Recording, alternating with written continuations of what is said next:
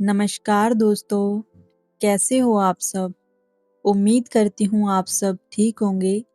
आज फिर मैं आपके लिए लेकर आई हूँ एक बहुत ही सुंदर और ज्ञानवर्धक कहानी। आज की जो हमारी कहानी है, वो बहुत ही ज्ञानवर्धक है। आप कहानी को लास्ट तक जरूर सुनना। इस कहानी में कबूतर ने बताया है कि घर की स्त्री कभी भी चरित्रहीन नहीं होगी। ये 5 बातें कभी मत भूलना। तो चलिए दोस्तों, अब हम शुरू करते हैं हमारी आज की कहानी। प्राचीन समय की बात है। किसी जंगल में कबूतर और कबूतरी का जोड़ा रहा करता था। दोनों पति पत्नी एक दूसरे से बहुत प्रेम करते थे और एक दूसरे का बहुत आदर करते थे। एक दिन की बात है, कबूतरी अपने कबूतर से कहती है कि पिया जी, स्त्रियां चरित्रहीन क्यों हो जाती हैं? क्यों स्त्रियां प्राय पुरुषों की तरफ आकर्षित हो जाती हैं?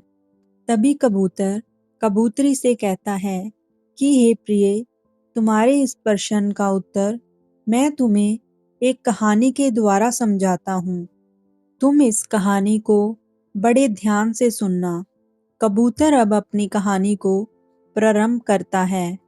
कबूतर कहता है कि हे प्रिय, किसी नगर में एक धनी सेठ रहता था। उसके घर में सब तरह के ऐशो आराम थे। उसके जीवन में केवल एक ही दुख था कि उसके कोई संतान नहीं थी। संतान के बारे में सोचकर वो हमेशा ही दुखी रहता था। फिर एक दिन उस सेठ को पता चलता है कि उसकी पत्नी ने गर्भ धारण कर लिया है।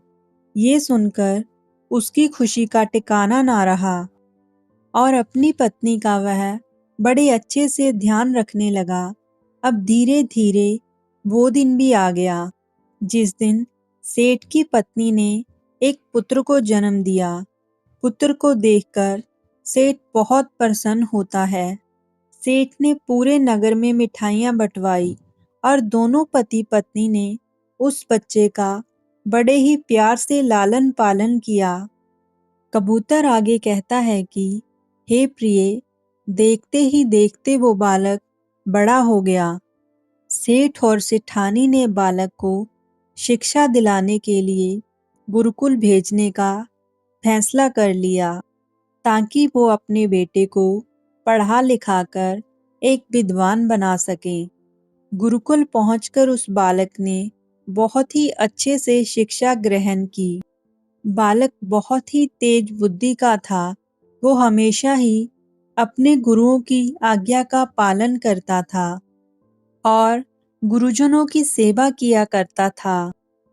इस तरह वो गुरुकुल के सभी आचार्यों का प्रिय बन चुका था।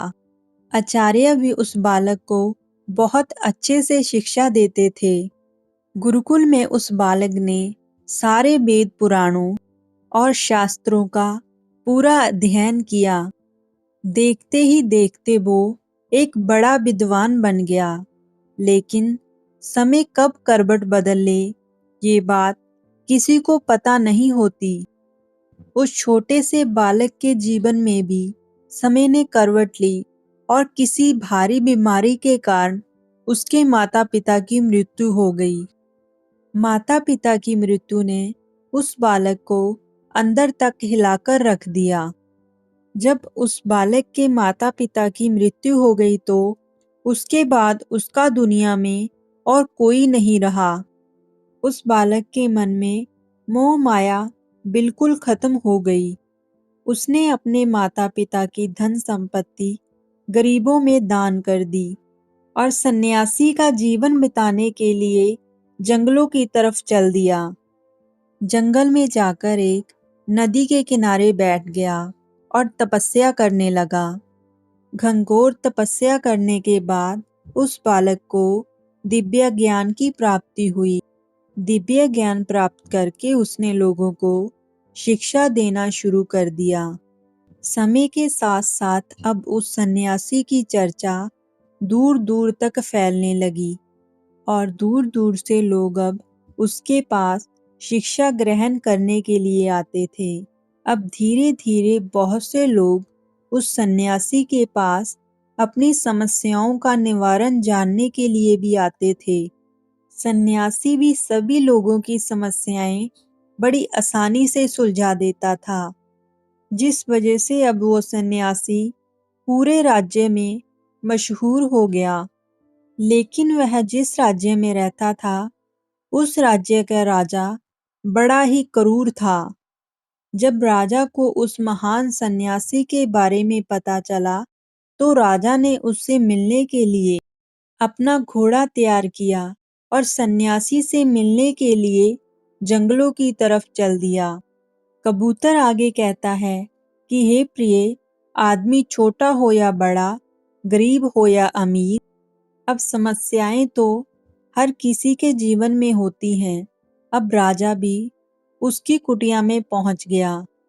अब राजा की नजर जब उस सन्यासी पर पड़ी, तो राजा उस सन्यासी को देखता ही रह गया, क्योंकि सन्यासी के चेहरे पर एक अलग ही तरह का तेज था। जब राजा उस सन्यासी की कुटिया में पहुंचा, तो राजा को उसकी कुटिया में एक अपार शांति की अनुभव हुआ। उसके बाद राजा ने सन्यासी को प्रणाम किया और उनके पास बैठ गया और उनसे वार्तालाप करने लगा।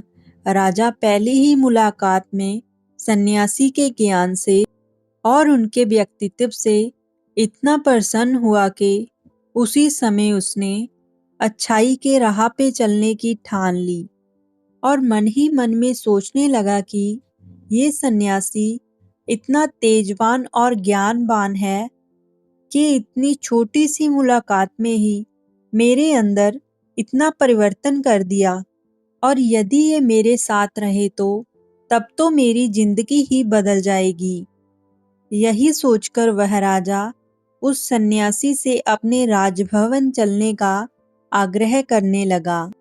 राजा की प्रार्थना सुनकर वह सन्यासी मना नहीं कर पाया। अब वैसा ही हुआ। सन्यासी राजा के साथ उनके राजमहल को चल दिए। राजमहल पहुंचने पर राजा ने सन्यासी का खूब अच्छे से स्वागत किया और उसके बाद राजा ने सन्यासी को राशि तरीकों के साथ भोजन कराया। सन्यासी ने राजा का शुक्रिया अदा किया और वापस जंगल में अपनी कुटिया में जाने की अनुमति मांगने लगा। सन्यासी कहने लगा कि हे राजन, मैंने आपका मान रख लिया और अब आप मुझे जाने की इजाजत दें। राजा नहीं चाहता था कि साधु उन्हें छोड़कर अपनी कुटिया में जाए, इसलिए उन्होंने महाराज जी से विनती की। राजा कहने लगा कि हे स्वामी महाराज, अगर आपको कोई आपत्ति ना हो, आप हमारे शाही बगीचे में जब तक आपकी इच्छा हो तब तक रह सकते हो। आपको हमारे यहाँ पर किसी भी तरह की असुविधा नहीं होगी। हम आपको ये वचन देते हैं और साथ ही साथ आपके यहाँ रहने से मुझे भी मार्गदर्शन मिलता रहेगा। आपके दर्शन करके हमारी प्रजा के लोग भी धन्य होते।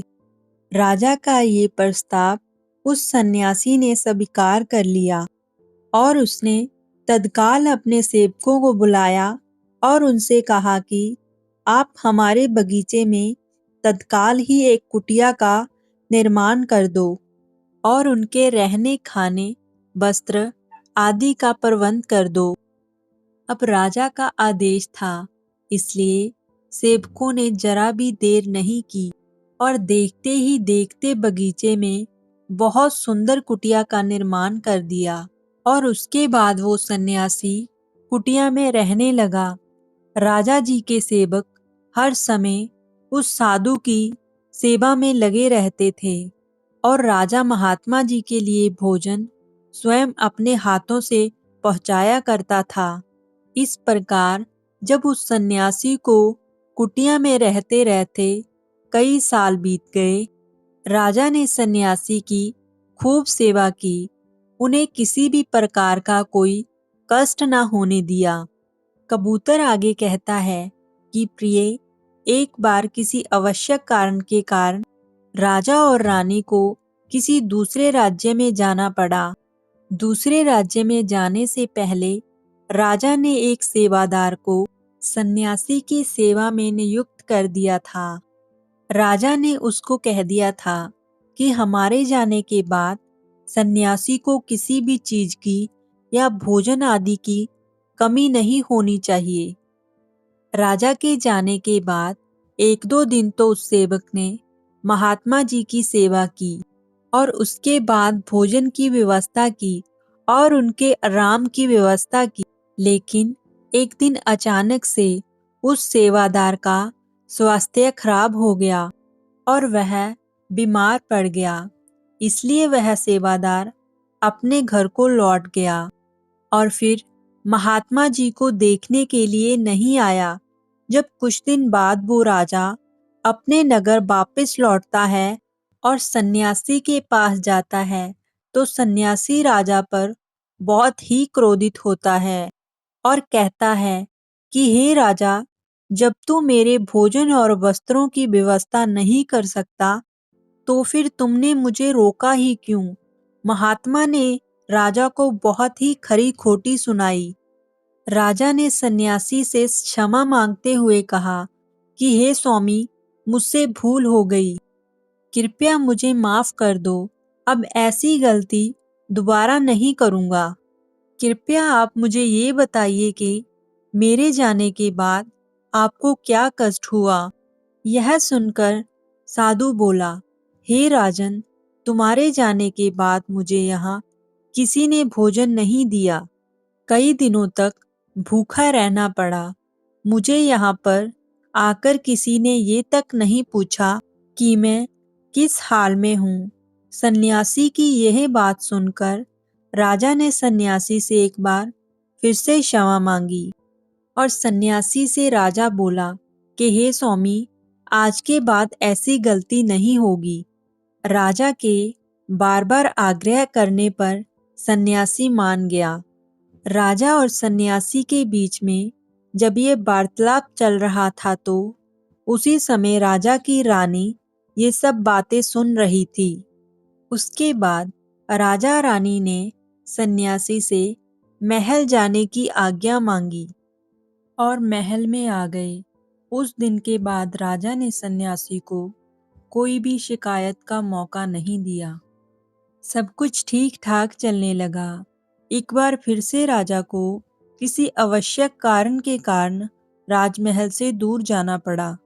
लेकिन इस बार राजा ने जाने से पहले अपनी रानी को कहा कि हे प्रिय, मैं किसी महत्वपूर्ण कारण के कारण राजमहल से बाहर जा रहा हूँ और मैं जब तक ना लौटूं तब तक तुम्हारी ये जिम्मेदारी है कि आप स्वयं सन्यासी की देखभाल करें और उनके भोजन का भी बहुत अच्छे से प्रबंध करें।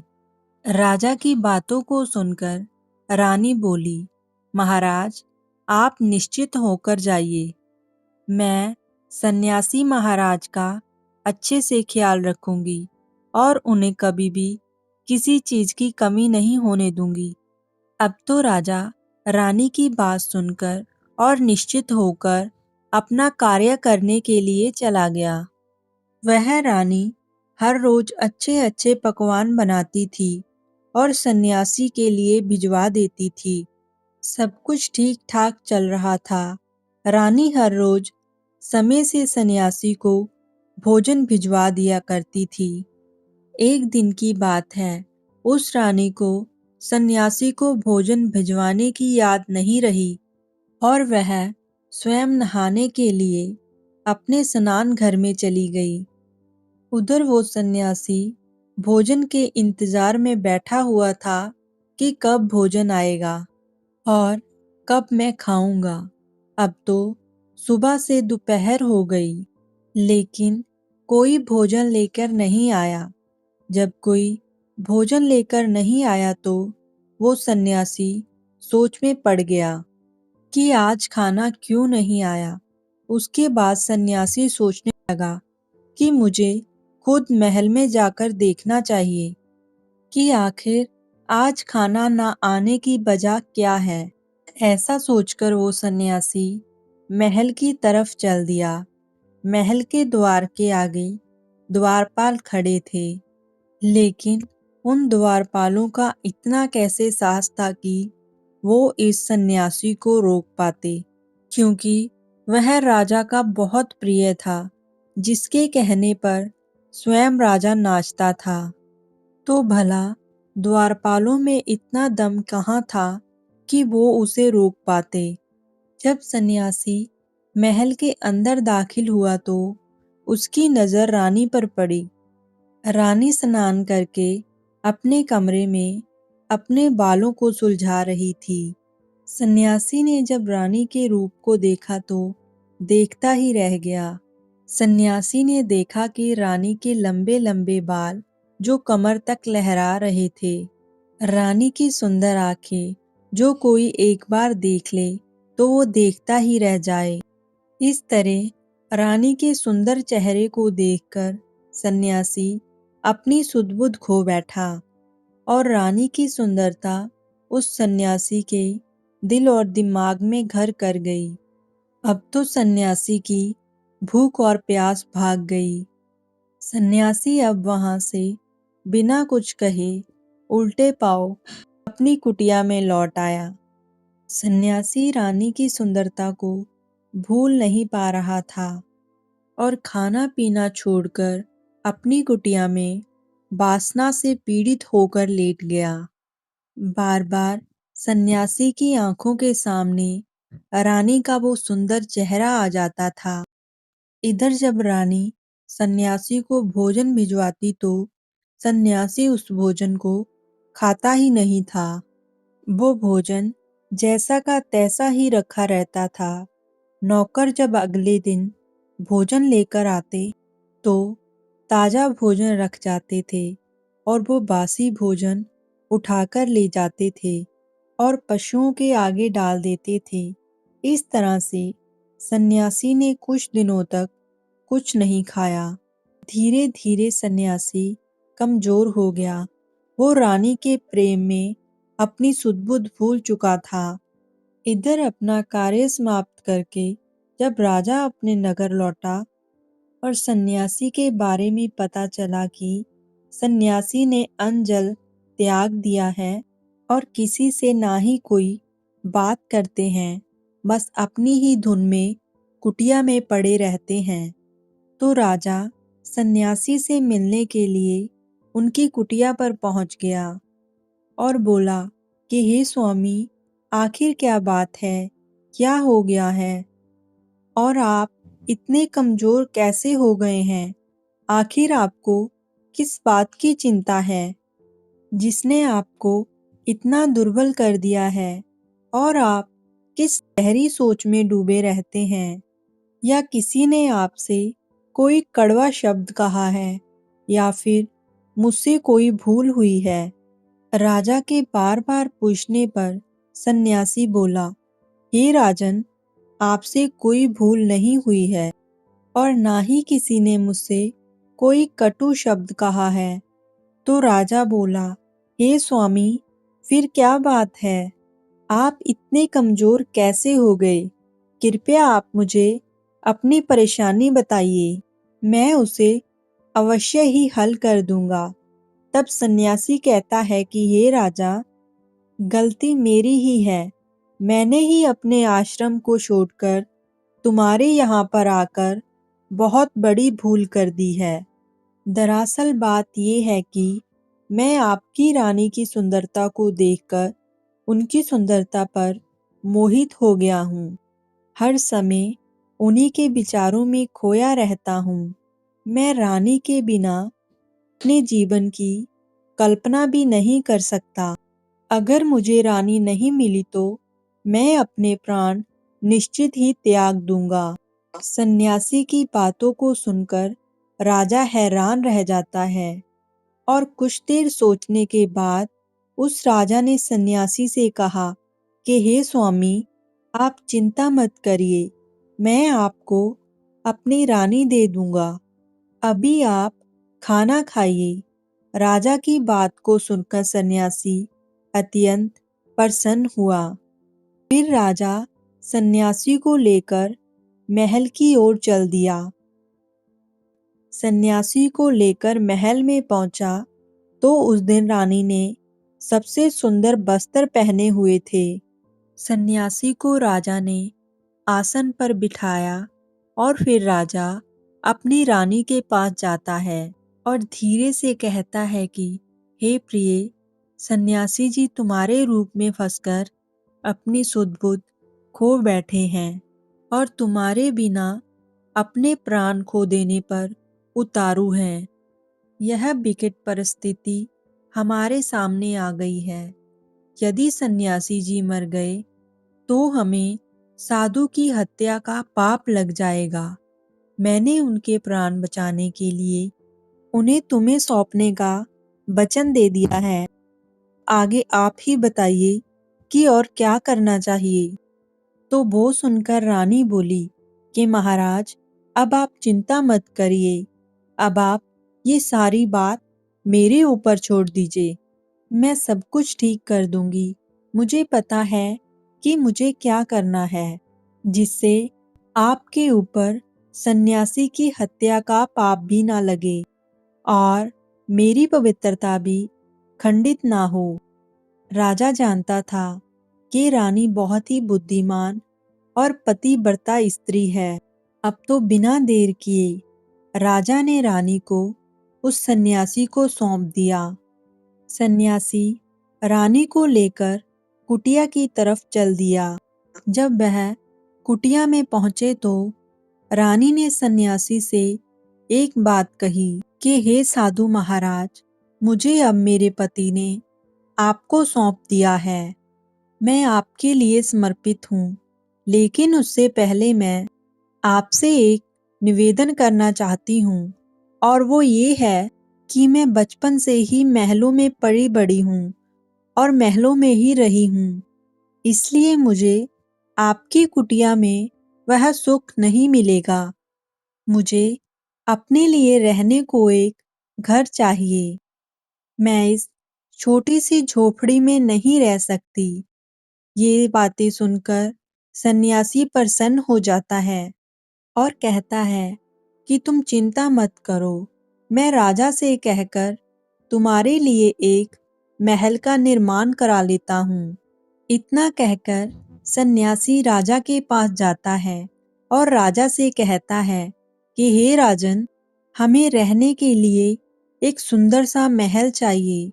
साधु की बात को सुनकर राजा ने अपने नौकरों को आदेश दिया कि शीघ्र से शीघ्र साधु महाराज के लिए एक सुंदर से महल का निर्माण कर दो। राजा का आदेश था। राजा के नौकरों ने बहुत ही जल्दी एक अच्छे और सुंदर महल का निर्माण कर दिया।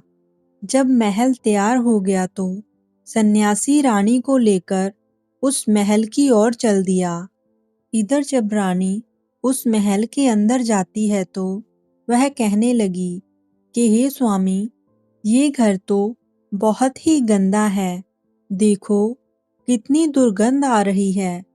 रानी की बात सुनकर महात्मा जी कहने लगे, बस इतनी सी बात, लो मैं सफाई कर देता हूँ। अब तो सन्यासी ने खूब मेहनत की और दौड़ दौड़ कर उस महल की अच्छे से सफाई की। सन्यासी बोला, हे रानी, अब तो महल साफ सुथरा हो गया है। अब आप महल के अंदर आ जाइए। रानी के महल के अंदर पहुंचते ही उसने देखा कि एक टूटी हुई चारपाई पड़ी थी। रानी बोली, मुझे इस चारपाई पर सोने की आदत नहीं है। मुझे आप एक पलंग की व्यवस्था कर दो। सन्यासी दौड़े दौड़े फिर राजा के पास गया और उनसे एक पलंग की व्यवस्था करने के लिए कहा। राजा ने पलंग की व्यवस्था भी करवा दी। सन्यासी उस पलंग को लेकर रानी के पास पहुंच जाता है। इधर रानी नहा धोकर अपना सारा श्रृंगार कर पलंग पर आकर बैठ गई और सन्यासी भी पलंग पर आ गया। सन्यासी रानी से मिलने के लिए उतावला हुआ जा रहा था।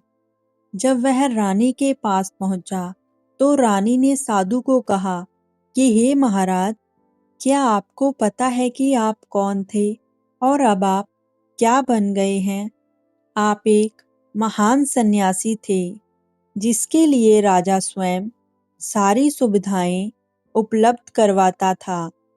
ऐसा सन्यासी जिसके पास लोग दूर दूर से ज्ञान ग्रहण करने के लिए आते थे, जो लोगों को सत्य की राह दिखाया करता था और जिसे सारे लोग अपना गुरु मानते थे, जो लोगों की समस्याओं का समाधान किया करता था, जिनको सभी लोग भगवान की तरह पूजते थे।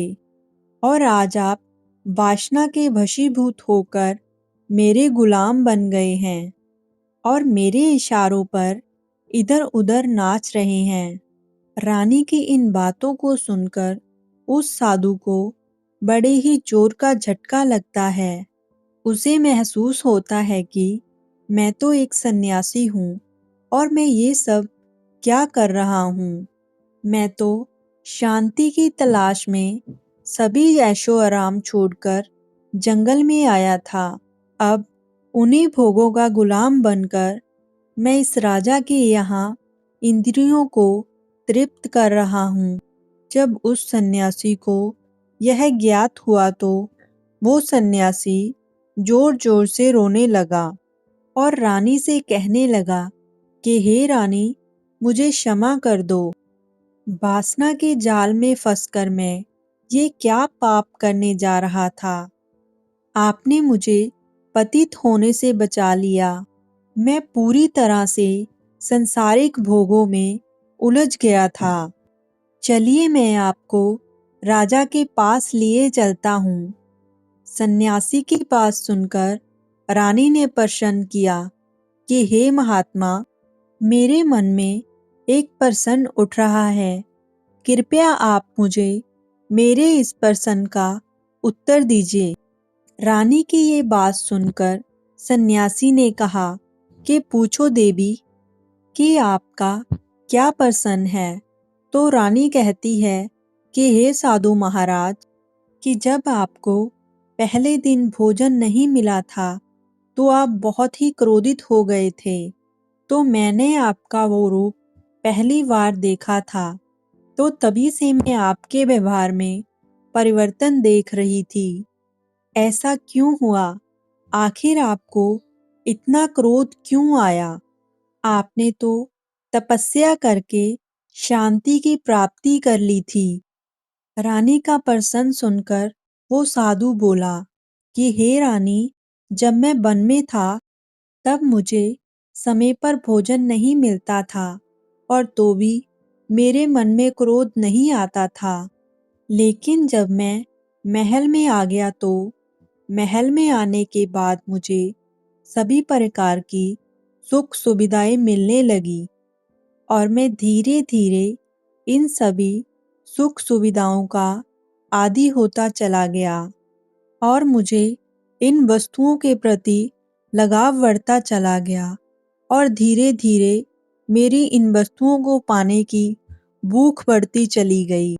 और मुझे जब ये सब नहीं मिला तो मेरे अंदर क्रोध उत्पन्न होने लगा, क्योंकि जब किसी की कोई इच्छा पूरी नहीं होती है तो क्रोध उत्पन्न होने लगता है। अगर उसकी इच्छा पूरी हो जाए तो उसके अंदर लालच बढ़ जाता है। यही सबसे बड़ी समस्या है। मेरी इच्छा की पूर्ति ही मुझे वासना के द्वार तक खींच लाई है। मैं आपके रूप पर आकर्षित होने लगा। उसके बाद वो सन्यासी रानी को लेकर राजा के पास पहुंच गया और राजा से कहने लगा कि हे राजन, मुझे क्षमा कर देना। मुझे अपने किए पर बहुत पछतावा हो रहा है और मुझे अपनी गलती का एहसास हो गया है। ये लो अपनी रानी, मुझे नहीं चाहिए। मैं अपनी इंद्रियों के वशीभूत होकर स्वयं को नष्ट करने जा रहा था। और अपने जीवन को नष्ट करने वाला था। मुझे अब सब कुछ समझ आ गया है। आपकी रानी ने मुझे मेरा उद्देश्य समझा दिया है। उसके बाद साधु ने कहा, राजन, मनुष्य को ये 5 बातें हमेशा याद रखनी चाहिए, तो उसके जीवन में कभी पछताने का अवसर नहीं आएगा। कभी अपनी स्त्री को बाहरी पुरुषों पर विश्वास करके उनके बीच में नहीं लाना चाहिए, क्योंकि मनुष्य के अंदर पाप आंखों से प्रवेश करता है। जब तक आंखें देखेंगी नहीं, तब तक मन में पाप नहीं आएगा। इसलिए सावधानी रखें। अपनी स्त्री और अपना धन और अपने गुप्त कार्य दूसरों की नजरों के सामने कभी मत लाएं, खासकर उन लोगों के सामने तो बिल्कुल भी नहीं जो स्वयं आकर्षित करने वाले हों या आपके अपरिचित हों या फिर आपके परिचित भी हों।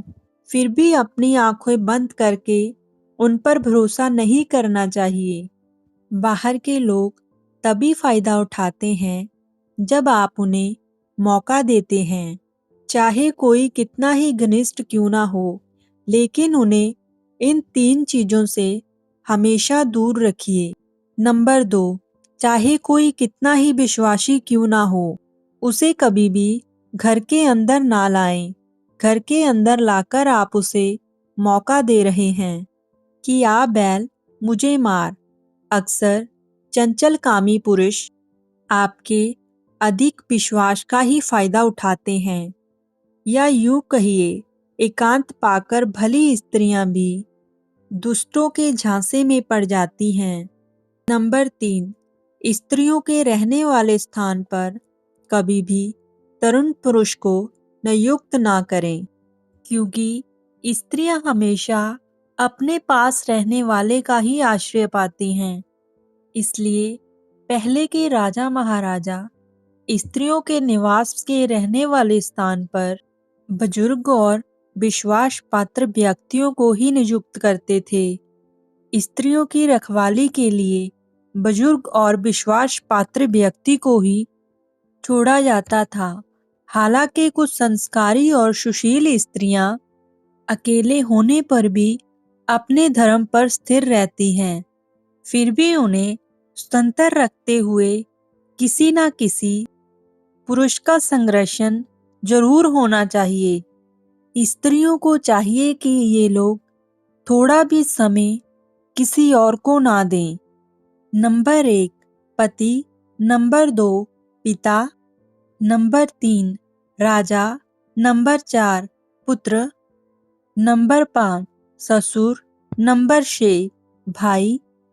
नंबर 7, घर के कार्य और अधिक पुरुषों के साथ रहन सहन करना, पुरुषों के सामने होकर बातचीत करना, अत्यंत स्वतंत्र छोड़ देना, दूसरों के घर में निवास करने देना, यह सब नारियों के लिए दोष बताए गए हैं। घोड़ा, हथियार और शास्त्र, बीड़ा, बानी और पुरुष और स्त्री, यह 7 चीजें जिसके हाथ में होती हैं उसी के अनुरूप काम करती हैं। अर्थात खास मनुष्य को पाकर ये लायक भी बन जाती हैं और किसी अयोग्य हाथों में पहुंचकर ये नालायक भी बन जाती हैं। इसलिए इन्हें सदैव योग्य हाथों में रखना चाहिए। वो सन्यासी ये सारी बातें बताकर और राजा के भवन को छोड़कर और सारे ऐशो आराम छोड़कर जंगल की तरफ चला गया। तो ये पूरी कहानी कबूतर अपनी कबूतरी को सुनाता है और उसकी कबूतरी को ये कहानी बहुत अच्छी लगती है। हमारी आज की यह कहानी यहीं पर ही समाप्त होती है। हम आपको मिलेंगे फिर एक नई कहानी के साथ। तब तक के लिए आप खुश रहिए।